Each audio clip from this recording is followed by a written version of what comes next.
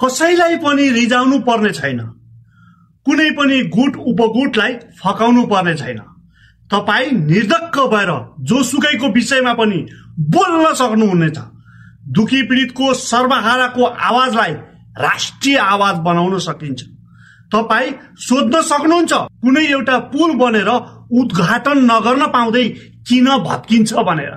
तपाई सोध्न सक्नुहुन्छ अरबौं खर्चेर बनाएको सडक 1 महिना नबित्दै किन भत्किन्छ भनेर।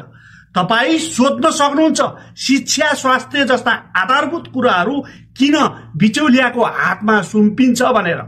तपाई सोध्न सक्नुहुन्छ नीतिगत भ्रष्टाचार गरेर नेपालीहरूको भविष्य किन अन्धकारतिर धकलिन्छ भनेर। तपाई सोध्न सक्नुहुन्छ देशमा शान्ति सुरक्षा कायम गर्छु भनेर कसम खानेहरूले नै विभिन्न बहानामा विदेशमा मानव तस्कर गर्छन् भनेर। तपाई सोध्न सक्नुहुन्छ नेपालमा भएका कल कारखाना बेचेर खाडीको 55 डिग्रीको घाममा किन जनता लखेटिन्छ भनेर।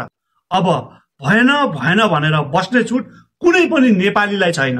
परिवर्तनको घण्टी बजाउन आफ्नै ठाउँबाट आवाज उठाउनुस्। त्यसैले युवा एकता आजको आवश्यकता। भ्रष्टाचार विरुद्धको आवाज उठाउने एक निर्विकल्प शक्ति राष्ट्रिय स्वतन्त्र पार्टी।